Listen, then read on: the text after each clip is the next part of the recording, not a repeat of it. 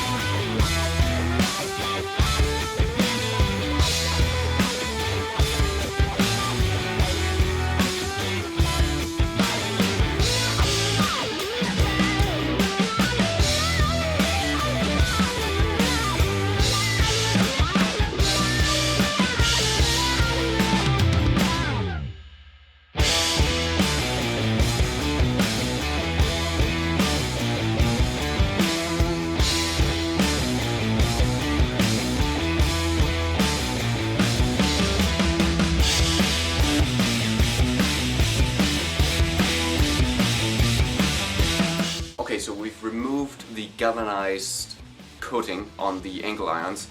The longest irons I have in a tube filled with vinegar, still getting rid of the galvanization, and hopefully they'll be ready in time. But let's get level. Okay, let me explain real quick the design of the forge. We're building it out of 30 by 30 by 5 blocks. Hello dog, what up? You wanna... Oh, you just want ear scratches? Okay, you can have ear scratches. 30 by 30 by 5 blocks, and that's what makes it easy. We want it to be long so that I can fit weapons and longer stock in there. And I want it to be on a table, but tables are expensive. Tables are expensive if there are wheels on them and they have to be steel and stuff like that. Tables in general are not expensive. I don't know why I needed to clarify that. We're going to hold the bricks in place with angle irons, but we're also going to use those angle irons as the table itself. So we're going to have the box, and that's going to look something like this. Right, This is the forge in somewhat isometric build. right? We'll have the bottom plate, we'll have the top plate, we'll have the side walls, and then we'll have a floor plate of fire brick. Goes in like that. We will have bricks like this. It will be split there. It will be split there. Right. That's forge. We will have angle irons coming down like this, and then we will we'll have more than one, obviously, for the legs. And there, something along those lines. Car going crazy. And then we'll attach wheels to it here. 2 lockable wheels and 2 wheels that can't swivel and 2 wheels that can swivel, so it's easier to control. And then we will build some support with more angle irons to make sure that it doesn't become too wobbly, or at least attempt it. In front of this we will build out a shelf so that we can put a brick in front of the face of this to keep the heat in if need be. So we'll have a brick that can sit like this, something along those lines, right, on a shelf. And none of this will be welded, it'll all be bolted together. The burners will be held in place by gravity for the most part. That's the forge build, that's how it's going to look. So now you are as much in the know as I am.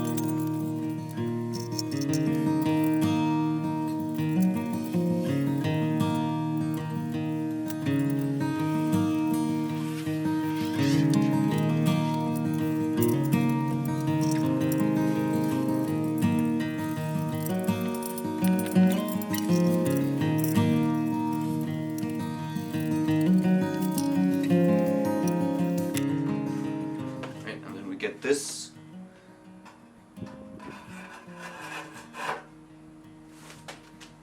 Right, so here we have the basic bottom. The next step is I'm gonna make the top piece the exact same way.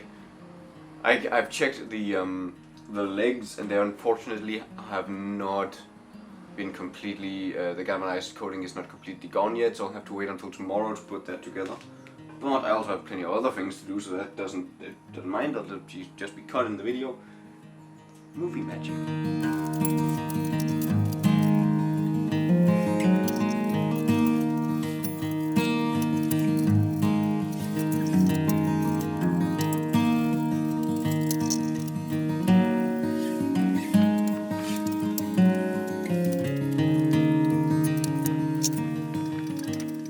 This is pretty much all we can do until I have the legs prepped. But it seems to work alright. It's not going to be a completely snug fit, but the idea is that it'll be snug enough that these bricks have no risk of tipping over or falling out, and it'll all keep itself in place.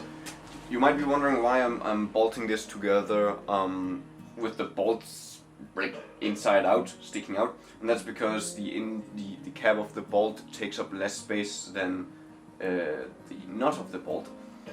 So it's just to make sure that there's enough space, and I've taken that space into account with these when I cut them. And there's a lot more space in here than I figured there would be. But unless there's a reason for me to adjust that, I won't. Yeah, so it's a bit crooked and wobbly. You might have to. It'll probably work once we get these sides on, because we have something we can then fasten these corners to, keep them straight. Put a bit of tension on there. I'm skeptically optimistic about it. I'm really curious about how those wheels and legs, how wobbly they're going to be, because that is a big question mark. But we'll have to see. I had myself a little bit of a scare there. I accidentally pulled the cord in the middle of recording, and my camera lost power, and then when I started up it said error and didn't want to go into live view, which is required for recording, but it got it working. I got it working. Apparently the error is fixed by taking a photo. Who would have known? We gotta cut these up into smaller pieces. Gonna find something to mark with this with. Ugh.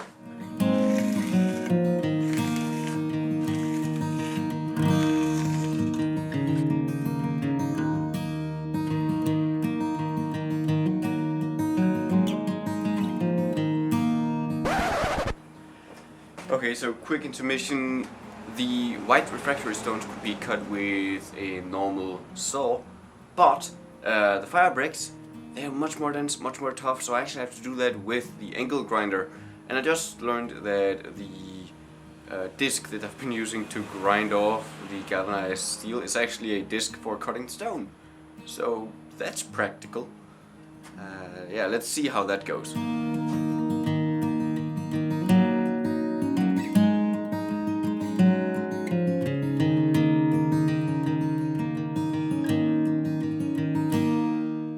Okay, we're back inside. Now we can actually try and set up the base of the forge somewhat proper. You can see how crooked this is, and that's just the angle iron being slightly bent. Once we get it all screwed in where it's supposed to be, it should be fine. Now, we will start with 30 by 30 bottom pieces, which would be these. Now, and there's a little bit of extra room in here. I will adjust that later if necessary. Now, my biggest concern with this is actually whether or not I need to use refractory mortar or cement to close these gaps, or if it's fine to just tug them against each other and hope for the best. Now, we've got the bottom here. Then we have these, which go in like this to protect the bottom of the forge. They are much more heavy. And the reason why I'm using two different kinds of bricks is because these reflect the heat and these just store the heat. So these will remain warm for very, very long, whereas the white ones shouldn't. Now, okay, so I can see that these, the fire bricks, the yellow ones, are a little bit longer than the white ones, interestingly enough. So they'll have to stick out a little bit. You see, these are not exactly square, so that is leaving a huge gap right there. Yeah, no, there's no. So these aren't okay. Right. So I forgot, because I have the bolts in here. That means that this piece is elevated, but these are not. So I actually need to put in sacrificial bolts here to just even this out. Let's get that done. I was a little bit concerned there, but I'm happy it's just my own ineptitude resulting in stuff like this. Right, so there we go, we try again. At the bottom here, or the back of the thing, we'll take these cutoffs and use those to seal it up. Now, one of these cutoffs, this one piece here, I'll cut in twain, right half in twain, so that I can have a 5 centimeter, 5 by 5 gap here at the back. I may also just keep it shut, I'm not sure. I haven't really decided on that perfectly yet. Then that gets on there. And then we have the two top pieces, right? But that's essentially it. And then we'll have, I have a single 30 by 30 left that'll function as the door. So I have a way to shut that down. But that is essentially the forge construction with the bricks laid out. And of course, you would have... Oh, this didn't... What? Oh, shit. I have underestimated the amount of fuckery involved in this. I need to... My framing fell apart. Okay, this would then go on top. Like so. We would have corner plates. I don't have those, but pretend these are... These would sit here. They would go all the way down to the floor with the wheels on it. Okay, something to keep in mind is the front here.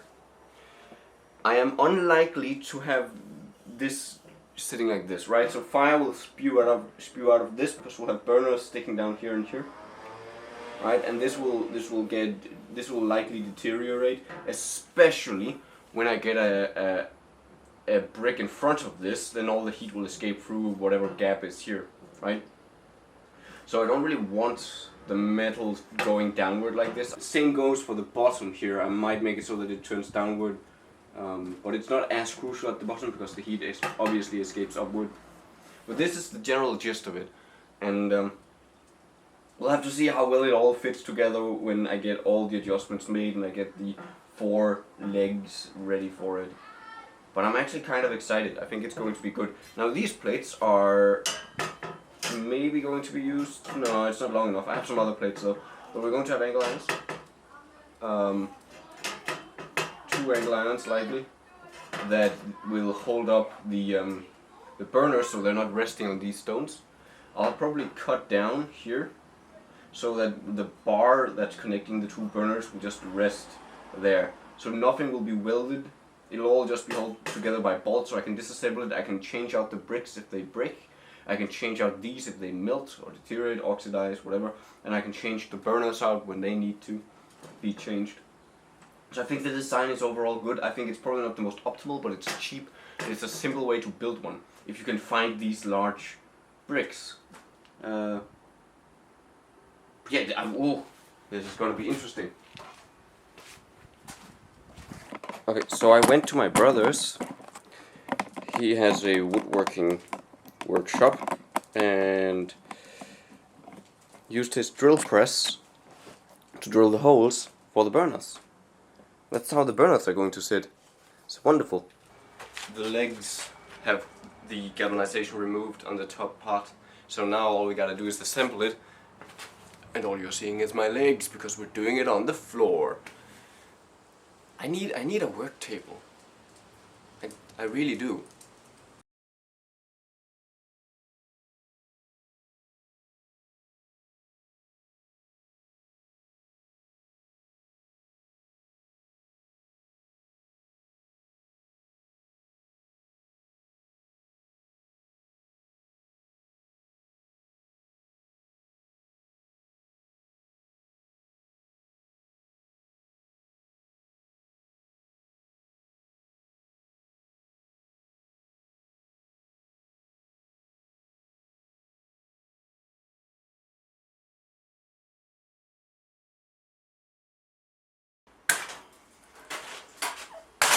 This is actually,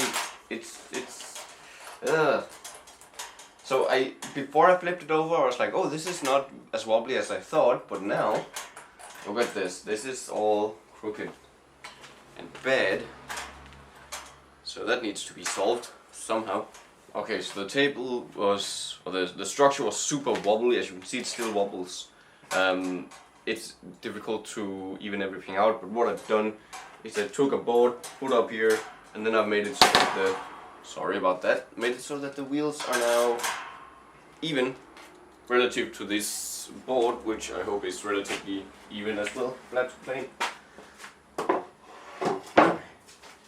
Now, these wheels are supposed to turn, they can't because these are too long, so we've got to take those off with an angle grinder. And with movie magic that will happen. Cling!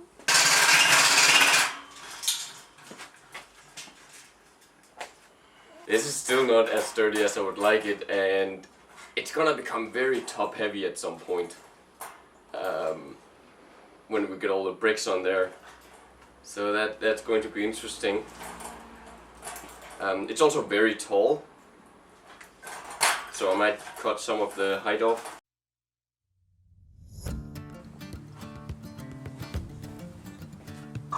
Alright friends, it's been, I don't know, a month, some weeks at the very least, since I last recorded anything. I don't know where this video is at, but I finished this up. I did it, this has been the last few steps of this, which should have been the easiest, has been so annoying. I had tons of difficulties with the regulator, to the point where I couldn't get anything that, like in Denmark, that would fit it, even though it's supposed to fit EU countries. It didn't, so I scrapped it, bought a new one. I had to buy an additional thing because the store where I bought the regulator didn't carry the thing to connect it to the hose. So I had to go to a different store to get that, and then I had to go get some sealing tape, stuff like that. It's there, it's been checked for leaks. Now it works, it can be done, it can be turned on, and that's what we're gonna do. It's pretty simple. But first, let's quick overview of what I've done. I took everything apart, I reassembled it so it's no longer as crooked. got all the bricks in there the way they're supposed to be. Much easier now that it's no longer crooked. The only concerning thing is that it's only 4 bolts holding up this entire weight, and it's about 60 kilos, so it's 15 kilos per bolt. I don't know if that's in terms of shear pressure, strength, if that's a problem. This thing here is not attached quite yet. The idea is that it will be at some point. And then we have the gas canister right there. Let's just fire this thing up and see if it works or if we all die. Yeah. Right, the dog is walking around a little bit nervous. I'm a little bit nervous as well. Gonna set this on fire, put it in there, turn off the gas, see what happens. Will this burn? It's a little bit damp. It actually don't. Okay, there we go. That can go in there. That should do the thing. We'll just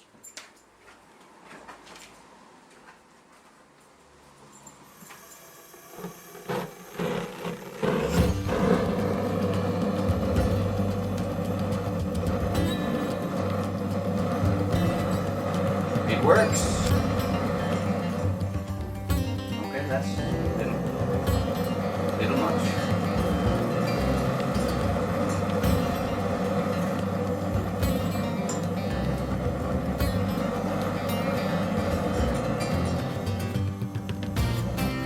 I don't know how insane this needs to be. Okay, now I've tried to get the burners to a place where they're burning. They're burning very blue right now. The smoke is coming out. But I think that's just from the cardboard and stuff in there. And I'm also being very aware of the hose and heat. Right, the burners aren't hot. That looks good, the front burner.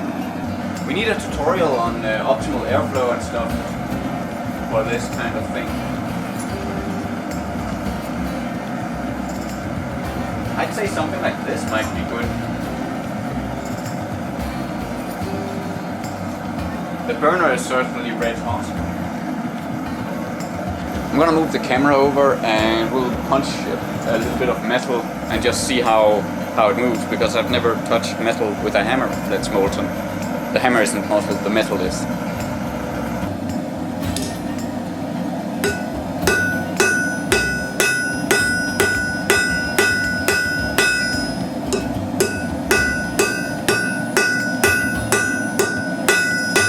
And that's it, now it's cold.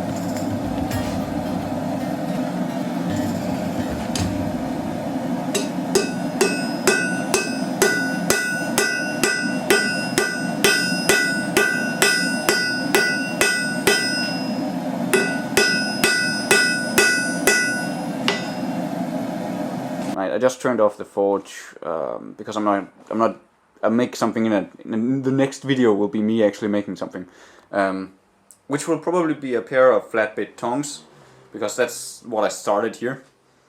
In theory. Now the end of this rod is warm enough that I can still hold it. If I touch it here, it's too hot to hold. Here I can hold it just fine. It's actually interesting just how fast that shifts. So yeah, that's we'll see what happens with that.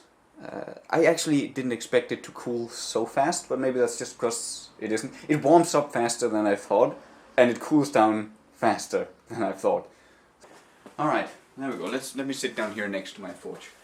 I actually don't know how the view is on this.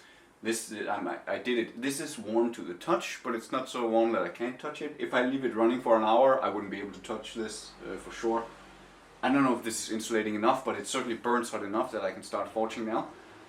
So this is pretty much the last brick in the foundation of me blacksmithing, and we'll see what comes of this. Maybe it'll be really difficult and I won't keep on at it, but hopefully that's not the case. It's usually not the case. But I'm excited. I hope you are. Thank you for following along in this long-winded video, and also in the future. That it'll be exciting. If you haven't subscribed to the channel, I recommend you do so, because now it gets fun. Now I have to figure out how to film blacksmithing and how to do blacksmithing at the same time. So, yeah. I'll see you next time. Yeah?